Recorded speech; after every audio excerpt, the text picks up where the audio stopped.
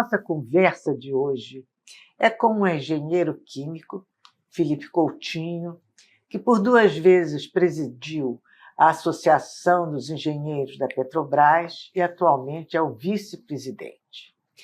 Mas ele é, sobretudo, o porta-voz do clamor brasileiro pela Petrobras. Eu já perguntei a ele se ele tem mais horas de entrevistas às redes sociais, mídias progressistas e também na grande mídia, do que a Latam de voo. Eu fiz essa brincadeira com ele, ele riu muito e me deu esse livro, A História da Petrobras, escrito por um grande jornalista, José Augusto Ribeiro, que já fez também uma biografia do Getúlio, do Jango. É um homem totalmente dedicado a contar a história do Brasil. E conta bem contado. Então, eu estou entusiasmada, viu, Felipe? Muito obrigada por esse presente em ler a história da Petrobras. Você, Felipe, tem sido um lutador incansável pela Petrobras. Durante os governos Temer e Bolsonaro, você não poupou energia para denunciar, para evitar que o pior aconteça, e aconteceu, que foi uma privatização branca da Petrobras, né? Que era vendido feito bife no açougue, né? Cortadinha, e você uma vez me explicou que isso se devia ao fato que a Petrobras era tão grande que era impossível comprar a Petrobras. Não haveria empresa no mundo com a capacidade de comprar a Petrobras. Então, eles usaram desse recurso. Mas agora estamos num novo tempo, num novo Brasil, num novo governo e numa nova gestão da Petrobras. O que mudou para melhor, Felipe? Bom, primeiro eu quero te agradecer, é um prazer estar aqui com você, com o seu público. O que mudou de positivo na nova gestão foi basicamente uma interrupção desse ciclo de privatizações, ciclo de venda de ativos, né, que alcançou alguma coisa da ordem de 50, 60 bilhões de dólares desde 2016. Né. É bem verdade que se diga que o plano de privatização ele foi apresentado ainda em 2015, ainda no governo Dilma, pelo presidente da Petrobras de então, Aldemir Bendini. Ele apresentou um plano de privatização de 58 bilhões de dólares em 3 anos. Isso contradizendo o que ela prometeu durante a campanha, né? Que ela Sim. se colocou todo o tempo contra a venda e vislumbrando uma perspectiva de um futuro lindo para os nossos jovens, com o retorno do pré-sal, sendo todo direcionado à educação e à saúde do brasileiro. Não é isso? Sim, exatamente. Mas assim, é preciso contar a história como ela exatamente aconteceu, né? Então o plano foi feito em 2015, apresentado pelo Bendini, ainda no governo Dilma. A impressão que eu tive que era uma tentativa de tentar sustentar no cargo de presidente do Brasil, mas a história mostrou que foi insuficiente, né? Assim como também, naquele período final ali do governo, a Petrobras perdeu o direito, né, e a condição de operadora única dos campos do pré-sal, né? Numa lei original do José Serra, que foi emendada pelo Romero Jucá e teve o apoio do governo, naquele final de governo, naquele final ali que estava tentando resistir, aparentemente, né?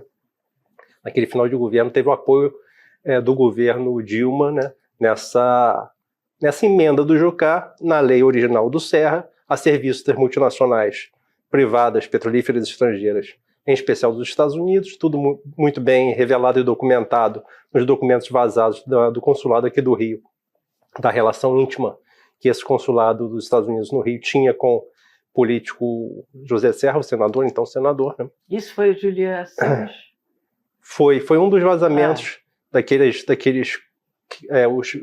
as comunicações. Né? Wikileaks. Sim, as comunicações do consulado com a matriz nos Estados Unidos, né, relatando impressões de executivos de empresas norte-americanas, petrolíferas norte-americanas, em interlocução com o consulado, né, e relatando estratégias e até reclamações, prioridades para mudar a lei da partilha que dava à Petrobras a condição de operadora única no pré-sal, e dizendo que se a lei continuasse daquela forma, só quem entraria para participar dos consórcios com chance de ganhar, além da Petrobras, seriam as empresas estatais chinesas. Então, dizendo que haveria uma necessidade urgente de mudar, e foi isso que acabou acontecendo com essa emenda do Jucá, o projeto original do Serra, ainda no governo Dilma, né? Esse plano de privatizações ele acabou sendo colocado em prática nos governos seguintes, que foi do Temer e do Bolsonaro. Agora, então, o que tem de positivo nessa gestão foi que foi interrompido, né, esse ciclo de privatizações, que tinha, inclusive, a intenção de restringir a Petrobras ao Sudeste, nas operações de refino, apenas no Sudeste. Então, refinarias que ficariam ainda com a Petrobras seriam restritas ao Sudeste, né? Então seria desintegrada nacionalmente, né? Ficaria restrita ao Sudeste com uma capacidade de refino muito inferior à capacidade de produção. Então, fazendo com que a Petrobras fosse pequena o suficiente para o golpe de misericórdia que seria a privatização. Sim. E isso foi interrompido. Então esse foi o lado positivo. E o negativo? O negativo é que diversas políticas do períodos anteriores foram mantidas, né? Por exemplo, né, política de preços, que mudou apenas de nome. Então, a Petrobras continua praticando preços nas suas refinarias paritários aos de importação. Então, só para nivelar, para quem nunca ouviu falar desse termo, significa dizer que é exatamente igual, como se o Brasil não tivesse petróleo, como se o Brasil não tivesse capacidade de refinar o seu petróleo e produzir combustíveis no país, como se o Brasil tivesse que importar toda gota, todo litro de combustível que se necessita consumir aqui. Então, se a realidade fosse essa, qual o preço que o consumidor pagaria? O preço paritário de importação. Então, essa política de preço que foi inédita, ela foi inaugurada em outubro de 2016 por Pedro Parente, né, no governo Temer na Petrobras. Então, ela estabeleceu que a Petrobras passaria a praticar preços como se aquele combustível que ela produz com seu petróleo no Brasil, como se aquele combustível na sua refinaria tivesse sido importado. Essa que política... ela encontrou, que ela prospectou, sim, que ela investiu. Isso. Exatamente. E, então, essa política absurda, arbitrária, inédita, né? A Petrobras nunca havia praticado uma política dessa natureza e passou a praticar a partir de outubro de 2016. Isso a partir de José Serra. A partir do Pedro Parente na Petrobras e o governo Temer. Do Temer. Já outubro de 2016. A direção atual da Petrobras, ela, em maio desse ano, anunciou que ia mudar a política de preços. A gente recebeu essa notícia, né, essa informação com esperança, mas com cautela, né, porque não basta dizer que algo vai mudar para que algo realmente mude.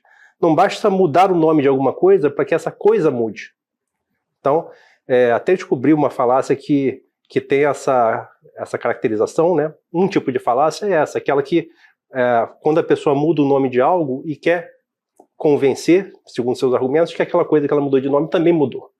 Mas não. A coisa, você tem que analisar a coisa pela coisa, não pelo nome da coisa. É uma falácia, né? É a falácia nomotética que chama. Nomotética. Nomotética. Então foi exatamente isso que a Petrobras fez. Então, a direção da Petrobras, agora em maio para cá, de lá para cá eu já fiz 3 artigos, né? Toda vez que a Petrobras reajusta preço, aumenta preço, eu faço um artigo e vou lá verificar se a política mudou ou não mudou. E a conclusão que eu chego é que não mudou. Os fatos demonstram que não mudou. Então, esse é um primeiro problema, né? Então, outro problema, política de investimento, política de distribuição de dividendo. Essa direção da Petrobras, até agora, continua com investimentos muito baixos e distribuição de dividendos trimestrais extremamente altos. Tão altos, que eu tenho dito desde 2021, quando isso começou, que eles são insustentáveis.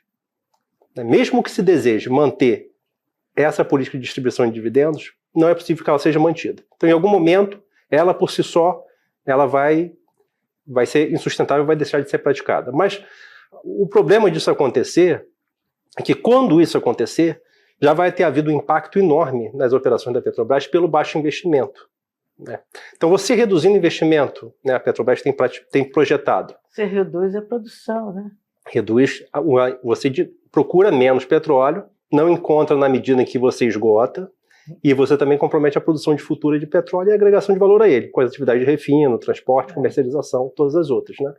Então, o que a direção atual manteve a projeção de investimento para os próximos 5 anos, que é alguma coisa da ordem de 75, 78 bilhões de dólares, que dá um investimento anual de 15 bilhões de dólares.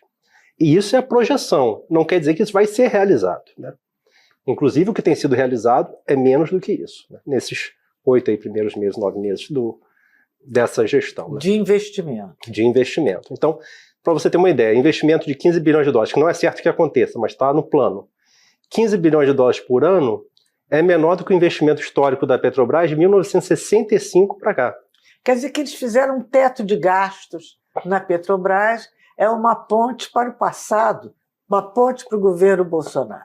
É a mesma política de investimento, é a mesma, não mudou, não aumentou significativamente, e a política de distribuição de dividendos também é essencialmente a mesma, pagamento trimestral de montantes muito altos, quando você compara com o histórico da Petrobras.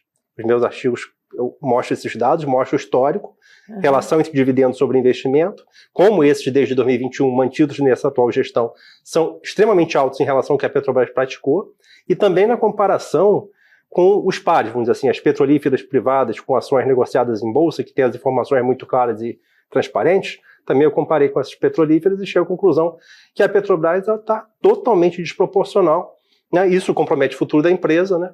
E paga muito dividendo agora, mas o futuro está comprometido. Né? Felipe, você sabe que eu tenho um amigo nos Correios e eu consegui interceptar uma carta que você e a EPET escreveram para o velhinho de barba branca e cabeça branca. É uma lista de presentes que você pede ao bom velhinho, que está muito animado, para deixar na árvore da Associação dos Engenheiros da Petrobras. Eu vou dizendo cada presente, você discorre até completar a lista, porque vocês não fazem por menos, vocês pediram 7 presentes. Uma é a auditoria das privatizações dos ativos da Petrobras e a recuperação da BR Distribuidora, e que se faça o mesmo com as malhas de gasodutos da nova transportadora Sudeste e da transportadora de gás associada SA. Fazer o mesmo com as refinarias Landulfo Alves, da Bahia, e a refinaria do Amazonas. E com as distribuidoras de GLP, a Liquigás, e de gás natural, a Comgás. Esse é o presente, é um pacote grande, né? Que vai brilhar, cintilar muito no Natal dos brasileiros. Me fale. Sim, é importantíssimo, então, o primeiro passo é que seja feita uma auditoria, porque as condições que essas privatizações, essas vendas de ativos foram feitas foram altamente lesivas e existem responsáveis. Existem pessoas que promoveram esse assalto ao patrimônio público. E essas pessoas, estando ou não na Petrobras até hoje, elas precisam ser responsabilizadas. Seria uma nova Lava Jato? Uma Lava Jato não, porque aqui deveria ser sério, né? Deveria ser algo com propósito real, não de fingir que estava combatendo a corrupção, instrumentalizar o combate à corrupção para destruir as empresas brasileiras, para destruir... fazer uma investigação séria e com um juiz de verdade. Sim, através de mecanismos corretos de você identificar os responsáveis, dando direito à defesa ampla, né? Mas que esses responsáveis pudessem responder pelos malfeitos, até para que isso também sirva de exemplo para que futuros administradores, executivos da Petrobras tenham mais responsabilidade com o patrimônio da empresa. Então, só para você ter uma ideia do absurdo que foi feito, o absurdo, vou citar 2, né? O absurdo da BR Distribuidora, ela foi vendida simplesmente vendendo as ações em bolsa, desconsiderando a transferência do controle e mantendo, né, o direito ao uso da marca BR e do nome Petrobras. Então, todo mundo que abastece aí pelo Brasil vê que os postos, que não são mais da Petrobras, são da Vibra, eles continuam mostrando os nomes da Petrobras e da BR. Então, a maioria dos brasileiros, eu tenho certeza, que continua associando isso à qualidade dos produtos da Petrobras, quando na verdade não existe nenhuma garantia de que você está abastecendo com produtos da Petrobras nesses postos. Pode ser produto importado, produto de qualquer natureza. Isso é uma irregularidade, vender a marca Petrobras, isso não é permitido, ou é? Olha, diante das coisas que acontecem, né, e que são julgadas como assim, foi corretas, vendida né? ou foi doada? Foi um valor subavaliado porque desconsiderou a transferência de controle. Então você não transfere controle... Mas não, eu digo a marca Petrobras, o uso da marca Petrobras. Não, foi vendido pelo valor que as ações estavam na Bolsa de Valores. Então... Mas vendeu a BR. Vendeu a BR, mas levou junto o direito ao uso dos nomes associados. Foi inaptidão da gestão da Petrobras. No mínimo. Que cedeu uma marca dessa. Sim. Aliás, você falou do Zé Serra, né? Eu me lembrei que um dos acionistas da Petrobras, agora da BR Petrobras, é o Ronaldo César Coelho, que é uma pessoa de estreita ligação com o José Serra, né? Até me parece que ele fazia parte financeira das campanhas do Zé Serra, né? E o senador, tendo feito esse tipo de proposta, você acha de proposta de que abrisse a Petrobras para a venda ao exterior, você acha que isso é ético? Não, isso não é correto. Isso é indefensável, né? Isso são assim, um tipo de medidas que são defendidas com argumentos enganosos, né? E que pessoas, eventualmente, que são incautas, né, são vítimas, né, desses argumentos enganosos que, quando, né, aceitam que esse tipo de transação possa ser feita e possa ser considerada justa, né, do seu ponto de vista nacional, né, do ponto de vista do patrimônio público ou de qualquer empresa, né, que fosse feita nessas condições. Né. E não existem códigos de comportamento e de ética no serviço público que impeça esse tipo de ação? No papel existe muita coisa, né? A dificuldade é você fazer com que realmente o interesse público prevaleça quando você tem direções das empresas estatais ou de órgãos públicos em que elas são nomeadas com propósitos antinacionais, né? Com propósitos contra o próprio patrimônio, né, das empresas e das outras instituições públicas. Então, diante da falta de transparência, né, da falta de democracia também no local de trabalho, você tem medidas que acontecem de cima para baixo e são impostas, né, num ambiente que é um ambiente que não é democrático, né? E que não foi democrático durante o governo Temer nem durante o governo Bolsonaro. Né? Exato. Então, muitas vezes, assim, o próprio corpo funcional, o corpo técnico, ele se vê de mãos atadas, mesmo observando, né, que medidas contra a própria empresa estão sendo tomadas pela direção da empresa. Então, esse foi um fato. Então, essa questão da BR Distribuidora foi um absurdo. E o outro também eu queria falar da NTS, né, a transportadora de gás natural do Sudeste. Ela foi vendida por um preço que a Petrobras continua precisando da malha de gasodutos para escoar o seu gás, né? E a Petrobras passou a assumir um contrato de aluguel, né? De alocação para poder usar o gasoduto que era dela. Então ela vendeu por um preço em que essa empresa que comprou, que é um fundo, né, financeiro, do mercado financeiro, ele recebe em aluguéis em 22 meses o equivalente ao que eles pagaram para a Petrobras. Então o custo que a Petrobras tem para usar a própria malha de gasodutos, que ela levou décadas e bilhões de investimentos para construir e para desenvolver consumidores também, porque substituir o óleo combustível pelo gás natural foi todo um trabalho de investimento da Petrobras durante décadas, anos, né? E ela é obrigada a pagar, né, o preço do aluguel que ela devolveu para a empresa, em 20 e poucos meses pagou o que ela recebeu. Então esse custo, ele é injustificável. A Petrobras tomava e toma no mercado capital, dinheiro no mercado de terceiros, né, capital de terceiros no mercado, a um custo muito, muito mais inferior do que o custo que ela acabou tendo ao vender a sua malha de gasodutos. Né? Você está fazendo uma denúncia muito séria, Felipe, porque isso chama-se lesa pátria. Estão lesionando nossa pátria. Estavam. Mas isso tem que ser reversível, porque o Brasil não é um burro de carga que realiza, e com muita dificuldade, com muita pesquisa, com muito amor, com muita paixão, uma empresa como a Petrobras, para depois ver os malfeitores, os rufiões, virem arrancar os pedaços dessa empresa, e o mais triste é haver brasileiros entre eles.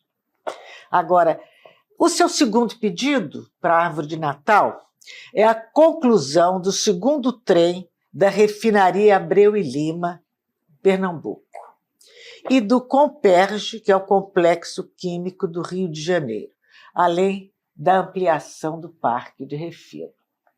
Exato. Se você justificar tudo direitinho, é capaz do Papai Noel até atender. Vamos tentar explicar bem para que ele nos ouça. Bom, o que acontece? A refinaria de Pernambuco, que é a Abreu e Lima, ela tem dois trens de produção que a gente chama, são dois conjuntos de unidades que transformam o petróleo nos seus derivados, em especial o diesel, que é o principal combustível, o principal produto dessa refinaria.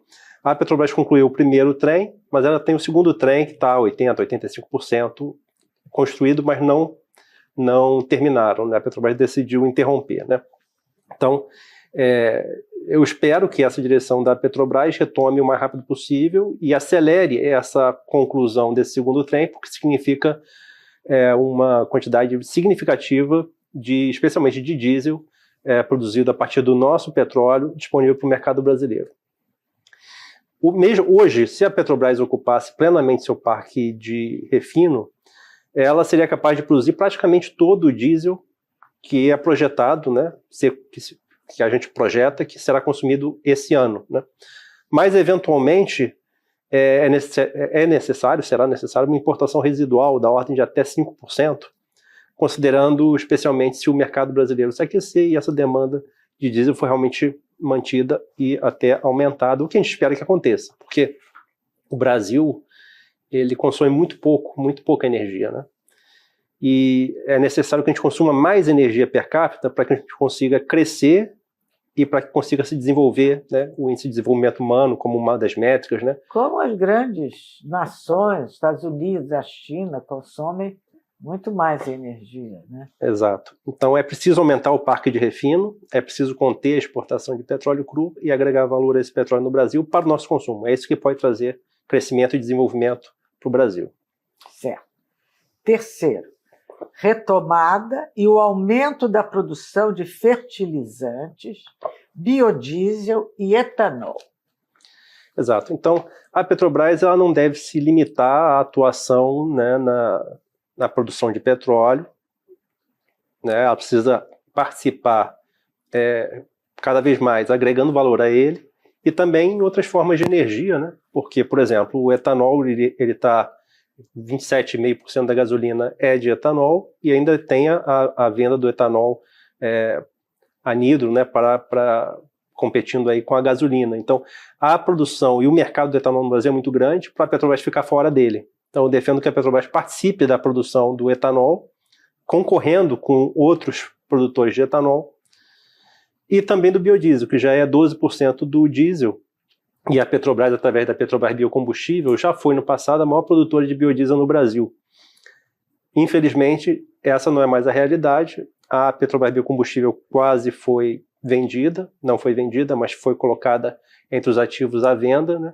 A gente espera que a Petrobras recupere, né, a sua atuação nesse segmento, mudando o modelo de negócio, atuando de forma integrada, né, participando também da produção da matéria-prima, de forma que ela tenha a matéria-prima, que são as oleaginosas, a um custo muito menor do que o preço que ela precisa pagar por esses óleos quando ela compra dos seus concorrentes ou dos potenciais concorrentes, pagando preços extremamente caros e inviabilizando a sua atividade industrial na produção de biodiesel. Então, nós defendemos que a Petrobras mude o modelo de negócios e volte a produzir tanto o biodiesel quanto o etanol em volume significativo, de forma a competir com os outros produtores que têm esse mercado que é muito alto, né, de combustíveis no Brasil. Então, evitar que a Petrobras perca mercado, participando também desses segmentos e ajudando que esse segmento também possa praticar preços mais justos, mais baixos, conhecendo a cadeia de preços, a cadeia de custos, e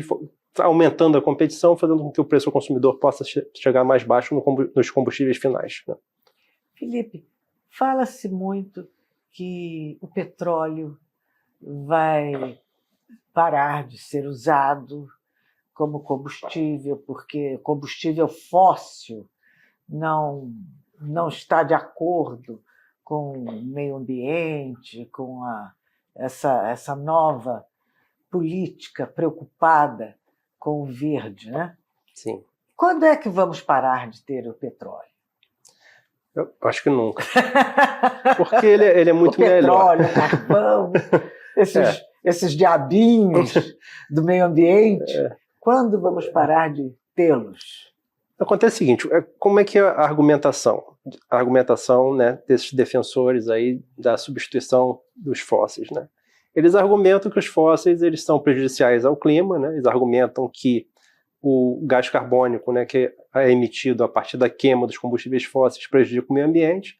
Eles assumem que existem substitutos. O que é substituto, né? Substituto é você tirar uma coisa e colocar outra que seja igual, seja equivalente. Você não pode dizer que substituiu um combustível por outro, sendo que esse que está entrando no lugar daquele que se pretende substituir tem qualidades muito piores. Então o que acontece? O petróleo, o carvão, o petróleo, o gás natural, que são combustíveis, fontes primárias de energia de origem fóssil, são fontes primárias extremamente densas em energia. Então tem uma quantidade de energia, especialmente o petróleo, né, extremamente concentrada, uma capacidade de geração de trabalho extremamente concentrada. Então é uma matéria-prima que é de fácil transporte, de fácil uso, né, muito flexível, confiável e que tem características que não o tornam substituível, né? Então, quando você coloca, por exemplo, dizendo que vai ser, agora que está em moda, né, eólica e solar, né? A eólica e a solar fotovoltaica.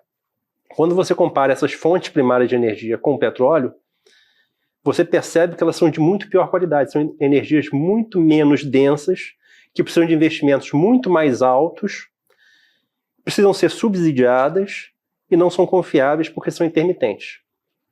Então você não pode colocar uma economia a depender de fontes que são de pior qualidade, são mais caras, são menos capazes de gerar trabalho de forma proporcional se comparado com o petróleo, diminui a produtividade do trabalho, né? E são intermitentes. Então elas precisam de fontes firmes de energia. Fonte firme é aquela que ela vai estar disponível quando o consumidor, quando o mercado, quando a sociedade demandar aquela energia, ela é capaz de suprir. A solar não é assim, porque quando tem sol, tem, quando não tem, não tem. Isso, e a eólica é a mesma coisa. Quando tem vento, tem, quando não tem, não tem. Não tem. E quem entra no lugar? Então, quem entra no lugar é a firme, não pode ser a hidrelétrica, a fóssil, pode ser a nuclear, né? Mas as características, especialmente para os combustíveis líquidos, né, para transporte de mercadorias, pessoas, para a produção industrial, para inclusive as próprias energias solar e eólica dependem das fósseis. Então, quando se diz que elas são renováveis, já tem um argumento falacioso em si, porque você não consegue produzir parques eólicos e as turbinas eólicas a partir da energia eólica.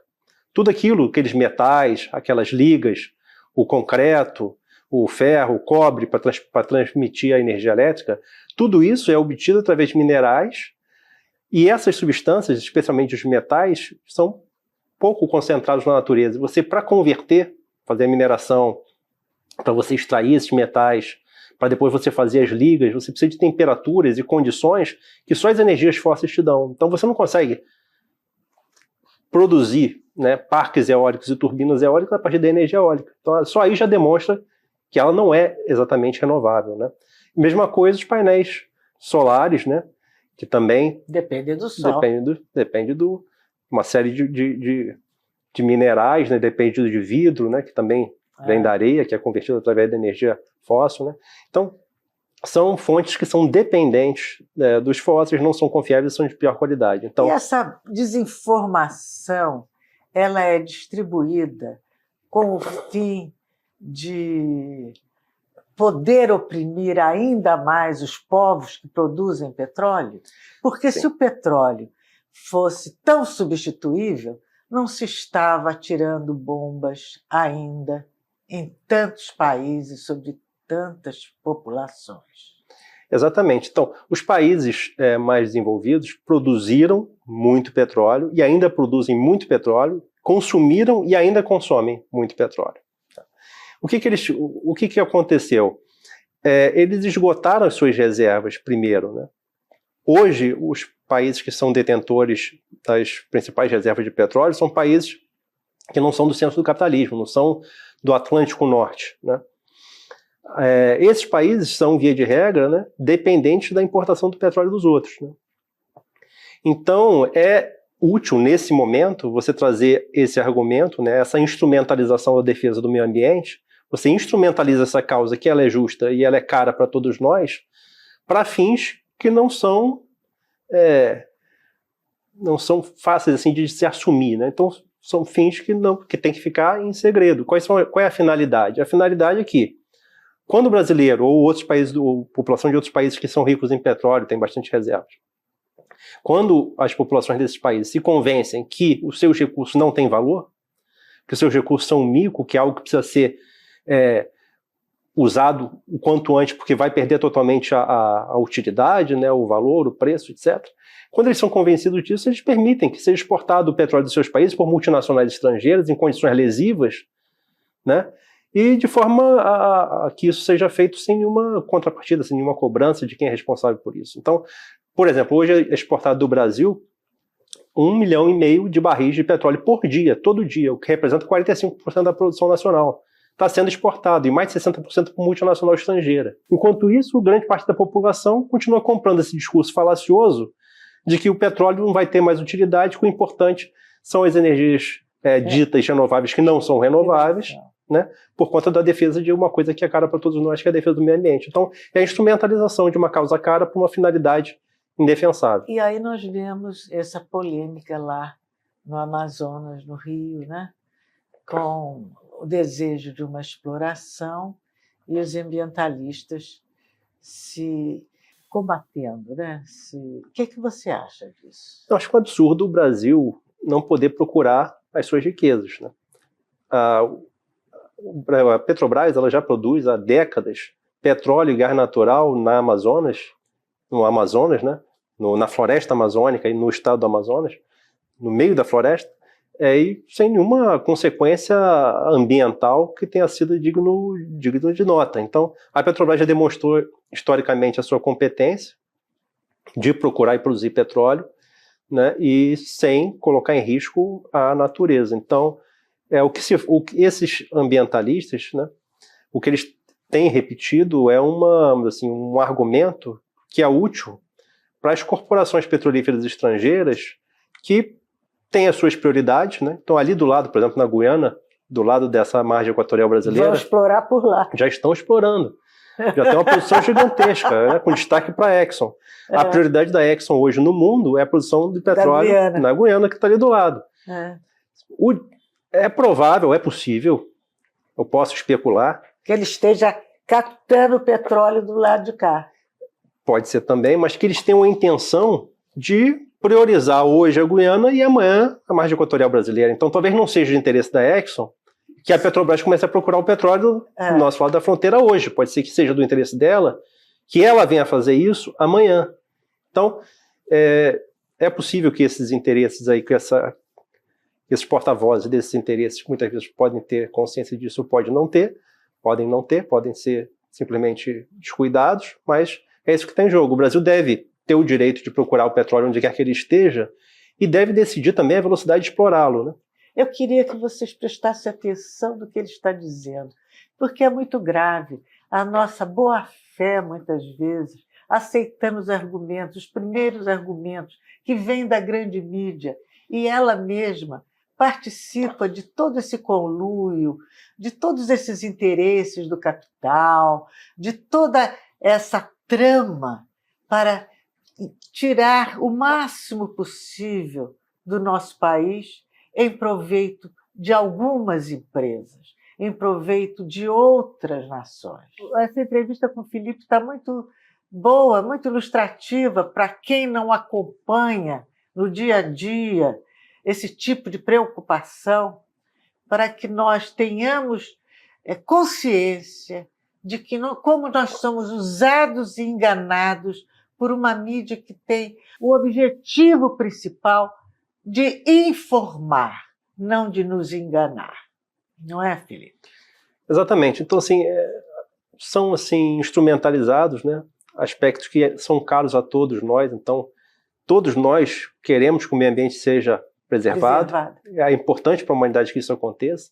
Mas acontece que você diz que, com esse objetivo, você impede que a Petrobras procure petróleo em território brasileiro para que ele possa ser produzido de uma forma segura para atender às nossas necessidades. Quer dizer, eu defendo que todo o petróleo do Brasil seja produzido na medida da nossa necessidade. Eu defendo a proibição da exportação de petróleo cru. E é muito mais possível que a Petrobras faça essa extração dentro de princípios que preservem e dentro de obedecer a um protocolo que não cause um desastre ambiental, por exemplo, do que uma estrangeira, que nós já vimos tantos desastres ambientais, inclusive no Brasil, os desastres ambientais da Vale, que é meio brasileiro, mas que foi aberta para o capital privado, né? Exato. Quando você prioriza maximizar o resultado, maximizar o lucro no curto prazo, você abre mão de aspectos da segurança, né? Aspectos da defesa da segurança operacional, né? Tá. Então, vamos ao quarto pedido. Integração vertical com maior participação e operação de unidades petroquímicas.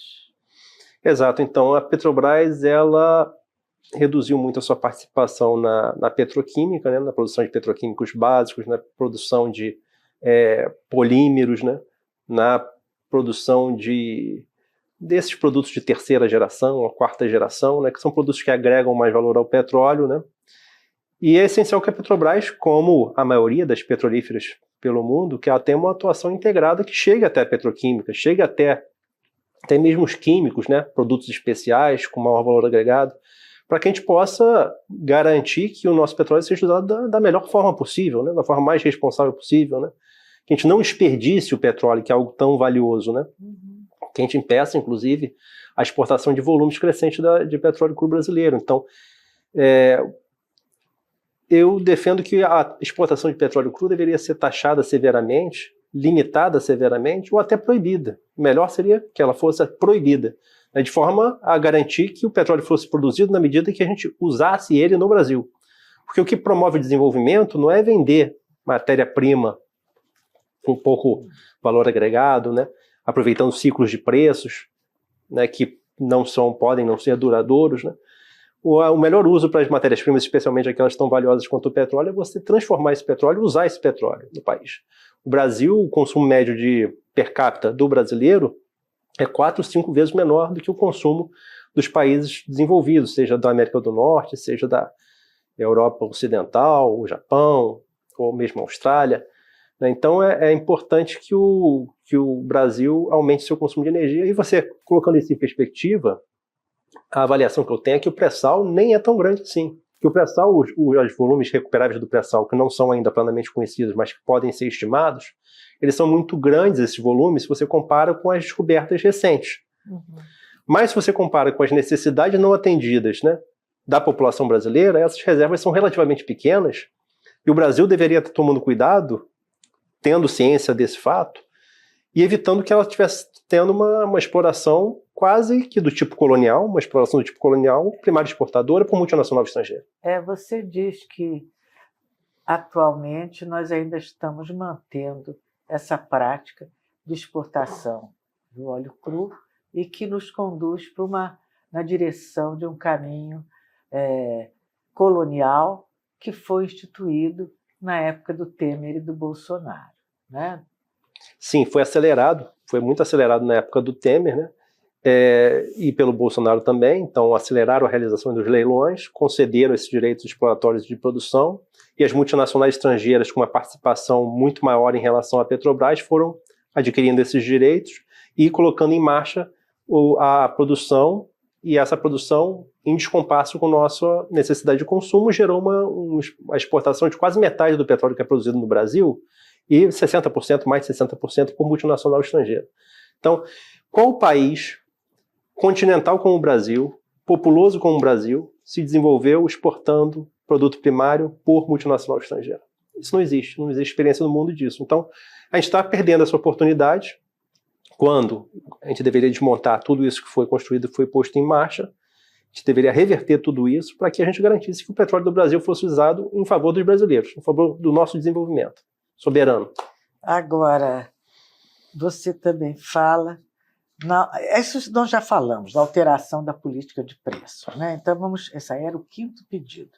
O 6º é o pedido que você vem insistindo nele há muito tempo, na elevação dos investimentos, com a adoção de políticas de conteúdo nacional e substituição de importações. Exato. Isso é muito importante, porque além de aumentar o investimento, para colocar o investimento num patamar sustentável, de que a Petrobras consiga encontrar petróleo na medida que ele está sendo esgotado, consiga aumentar a produção de petróleo, agregar valor a ele para que ele seja consumido, os seus derivados, no Brasil. Então, o investimento tem que aumentar por causa disso. O conteúdo nacional tem que aumentar e a substituição de importações tem que acontecer, porque essa é uma maneira de você fazer com que a renda petrolífera fique no país e seja melhor distribuída em amplos setores da sociedade brasileira. Então, existem várias formas de você distribuir e reter renda petrolífera, né? Uma delas é preço barato, né? Preço dos combustíveis mais baratos. Você está fazendo com que aquela pessoa que está enchendo o tanque ou que está consumindo indiretamente o diesel ou outros recursos do petróleo, que ela, ao pagar menos, ela está se apropriando de uma fração da renda petrolífera, porque isso só é possível se for feita por uma empresa estatal, né, seguindo uma política, um plano de governo. Né? Então é uma forma de reter a renda petrolífera, é uma política de preços justos e competitivos. Outra forma de reter é que você, ao fazer um investimento, você garanta que esse investimento fique no país, né, contratando empresas genuinamente nacionais, cooperativas genuinamente nacionais, serviços de empresas também brasileiras, fornecedores de serviços, né, nacionais brasileiras, né, ou cooperativas ou empresas, e também o desenvolvimento tecnológico em parceria com instituições de pesquisa brasileiras. Centro de pesquisas do Brasil, universidades brasileiras, fomentando o desenvolvimento tecnológico no país. Então, ao você fazer isso, você está fazendo que a renda petrolífera, né, a riqueza do petróleo, fique no país e seja melhor distribuída. Esse é o último pedido, tá? Vamos ver. O homem da cabeça branca e da barba branca, veja o pedido do Brasil ao senhor. Traga isso para nós e prontamente. Não é uma brincadeira. Estou só tornando mais leve um assunto que é muito denso, não é? Assim como o petróleo também é.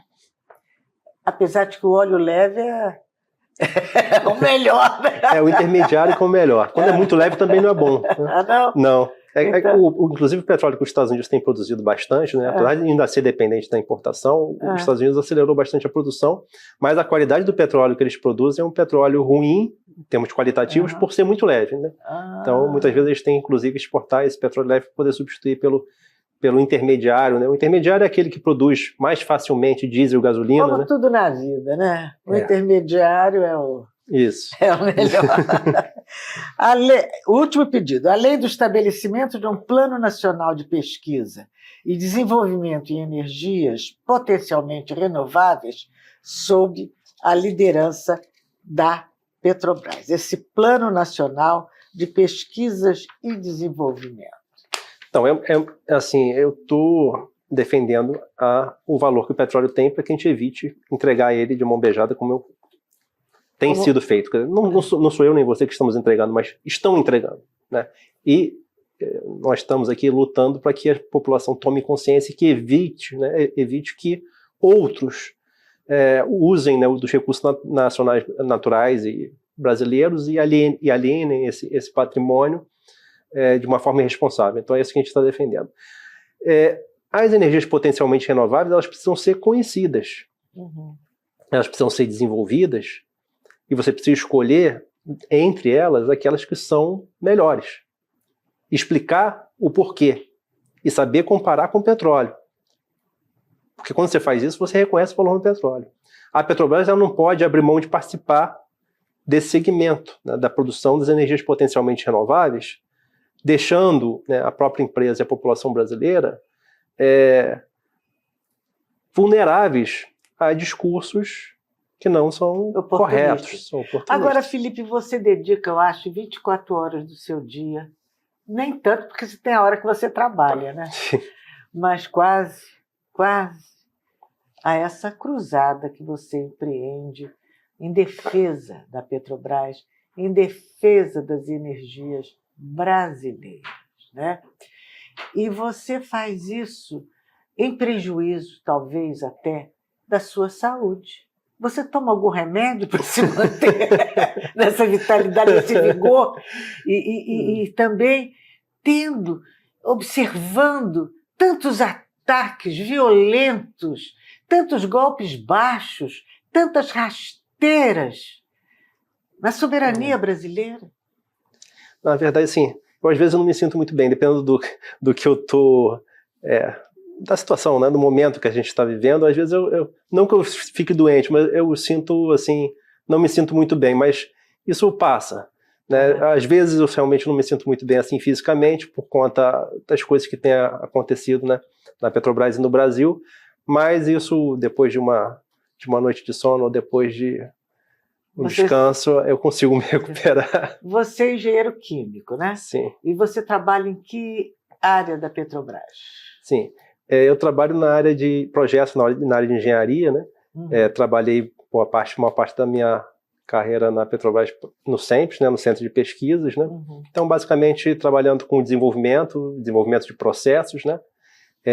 Projetos básicos e assistência técnica às unidades industriais da Petrobras. Eu comecei trabalhando na petroquímica, no processamento de gás natural, e boa parte da minha carreira eu me dediquei à produção de biodiesel, né? Então, aí foram uma parte da minha história na Petrobras. Você tem 50 anos, né? Sim. E você, há quantos anos está na Petrobras?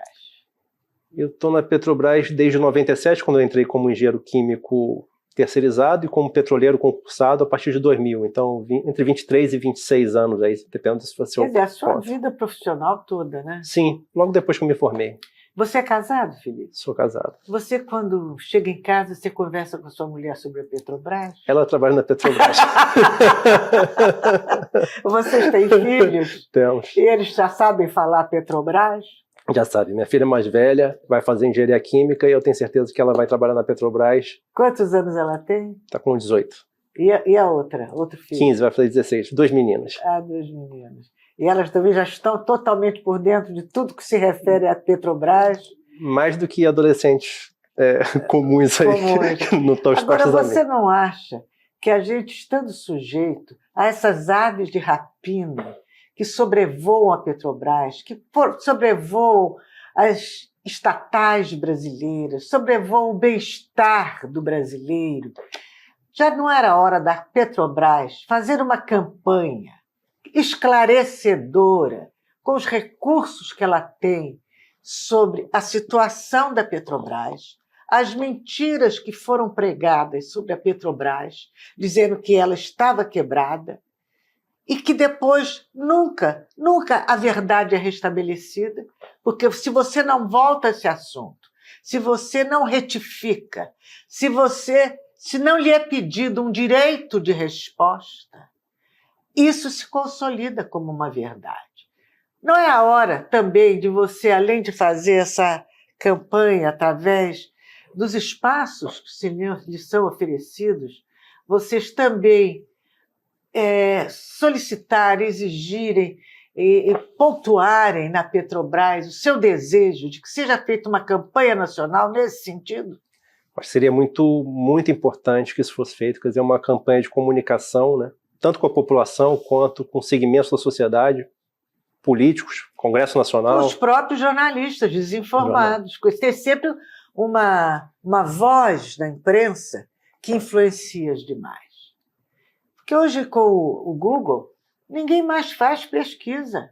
Vai no Google, pesquisa o que tem lá e fica sendo a verdade daquele momento. A Petrobras tem que colocar a sua verdade, não é? Sim, a revelação da verdade é o principal mecanismo de defesa da Petrobras. Porque a Petrobras ela é vítima, né? Até um dos artigos que eu escrevi aí no passado foi que a Petrobras é uma das maiores vítimas de fake news da história do Brasil, de notícias falsas e argumentos falsos. Então, dizia-se que aqui não havia, que o pré-sal não existia. Depois que o pré-sal existia, mas o Brasil não tinha competência para explorá-lo. E depois que o Brasil, que o Petrobras não tinha recursos para isso. E depois que a Petrobras estava quebrada. E depois que tinha que vender a Petrobras, que a Petrobras era um antro de corrupção. isso. E que então ela estava, de certa forma, contaminando o Brasil com a sua corrupção. E hoje vemos que era tudo mentira. Sim. Que a corrupção não era da Petrobras, era de alguns elementos indicados por alguns partidos políticos, nessa cota das coalizões, né?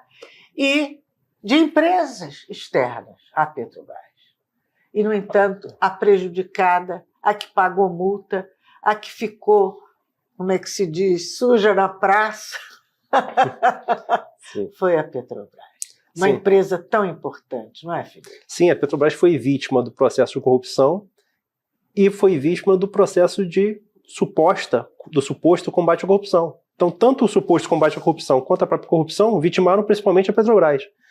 Mas ela foi vitimada, mas ela é tão grande, sempre foi tão grande, tão capaz de gerar riquezas, gerar recursos, gerar caixa, que ela nunca chegou nem perto de quebrar. E a mentira mais recente, depois de toda essa saga aí de rapina dos recursos do pré-sal, é esse discurso atual, que depois do pré-sal ter virado realidade, né, é quererem convencer a população de que o petróleo é um mico, algo a ser descartado, tem que se livrar dele a qualquer preço, qualquer custo.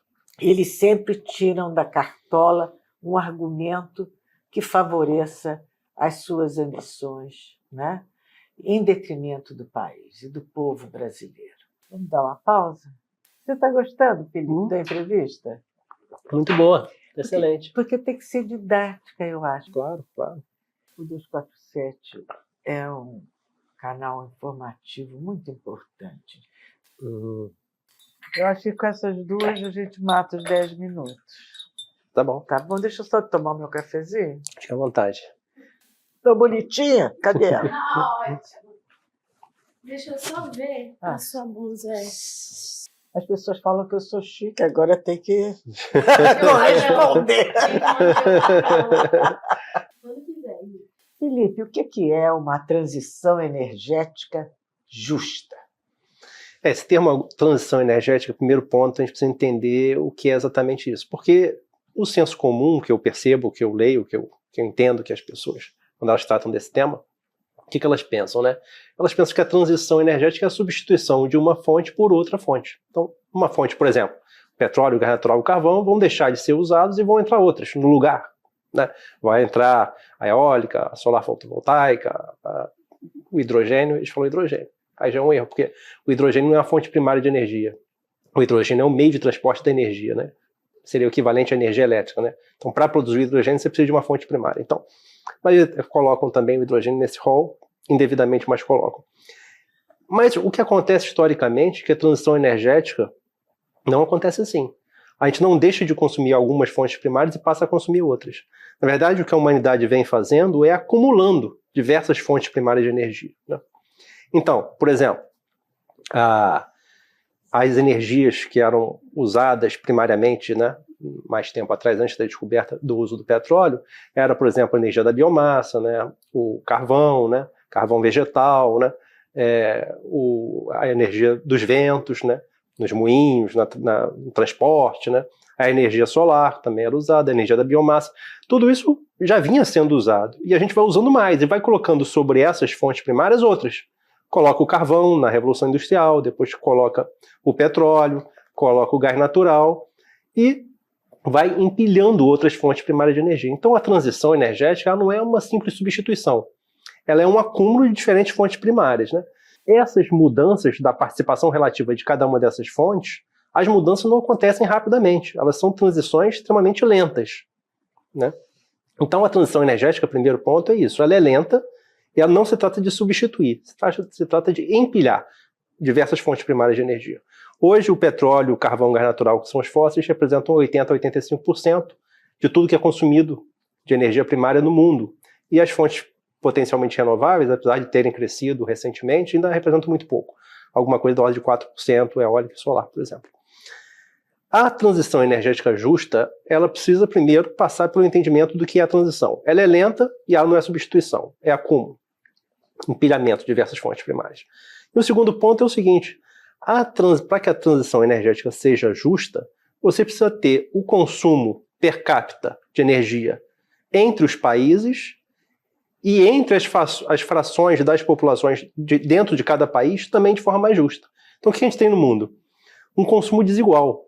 O consumo de energia per capita histórico e atual, ele é desigual. Existem países que consomem muito e outros países que consomem muito pouco. O Brasil está entre aqueles que consomem medianamente pouco, perto das nossas necessidades em termos per capita. Então, para que seja justa a transição, é preciso que o consumo seja justo. Para que o consumo seja justo, ele tem que ser melhor distribuído entre os países.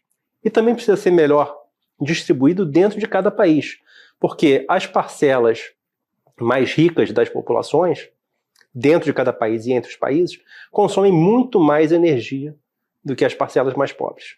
Então é preciso haver uma justiça no consumo de energia entre os países e dentro de cada país, para que a gente possa mudar a nossa matriz energética, que já vem mudando e sempre vai continuar mudando, mas sempre acumulando novas fontes primárias, e isso acontece de uma forma mais justa. Qual é o problema? O problema é quando a gente passa a produzir e consumir fontes primárias que são piores do que as que você vai deixando de produzir. Quando você sai de uma fonte pior para uma melhor, a situação fica mais fácil. Você cresce economicamente, você melhora as condições de vida com mais facilidade, você tem mais chance disso acontecer. Agora, quando você substitui ou você passa a consumir mais, proporcionalmente, fontes primárias piores, ou seja, mais caras, intermitentes, inseguras, isso traz problemas. É o que a gente está vendo, por exemplo, na Europa hoje, né? Por exemplo, a Alemanha. A Alemanha investiu muito na produção e consumo de energia eólica, solar fotovoltaica, e recentemente deixou de consumir a sua energia mais competitiva, mais barata, que era responsável por sua industrialização, que é o gás natural importado da Rússia. Então, a Alemanha optou por energias intermitentes e mais caras, e mais recentemente optou por não consumir a sua energia de melhor qualidade, que é o gás natural russo, para importar gás natural liquefeito dos Estados Unidos e caro. Qual foi a consequência que a Alemanha está vivendo agora? Dificuldade de crescer, recessão, desindustrialização, desemprego, especialmente o emprego de boa qualidade. Então, é o problema das mais escolhas. Então, cada país deve buscar as suas melhores alternativas, soberanamente. Então, a Alemanha está sendo demonstrado que fez as piores opções, e o Brasil também tem feito opções ruins na medida em que não aumenta o seu consumo per capita, na medida que permite a exportação de volumes crescentes de petróleo. A Petrobras não é só uma empresa de óleo e gás, ela é uma empresa de energia. Me fale sobre as áreas em que a Petrobras atua no setor energético brasileiro. A Petrobras já atua mais, mas ainda atua, por exemplo, nas termoelétricas, na produção de energia elétrica nas termoelétricas, na produção de etanol e biodiesel. Biodiesel, a Petrobras chegou a ser uma produtora, hoje não mais. E etanol também tinha uma participação que deveria crescer, do meu ponto de vista, deveria crescer, com um modelo de negócio diferente do que ela adotou quando ela entrou nesse segmento de biocombustíveis. Né? Tem que ser colocado nesse plano que Papai Noel vai trazer para vocês, né? Sim. Papai Noel Lula. Ih, eu falei o nome do Papai Noel. Para quem não tinha entendido. Muito, muito obrigada. Você diga a Renata que eu mando um abraço enorme para ela e que ela está de parabéns por estar casada com um brasileiro pleno, um brasileiro patriota, um brasileiro que defende o Brasil, a Petrobras, a nossa soberania, a nossa população. Muito obrigada, Felipe. É uma honra enorme receber você aqui nesse programa. Obrigado, Lilde. Eu acho que essa parte final agora é a mais importante, Renata. Atenção a essa parte final, que é eu que estou colocando aqui. Mas é verdade. Agradeço muito. porque são raros os brasileiros que se preocupam com o Brasil, né?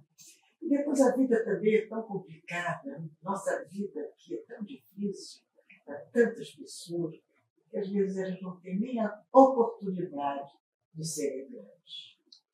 Verdade, eu te agradeço muito a oportunidade de estar aqui com você, foi um prazer enorme. Eu também.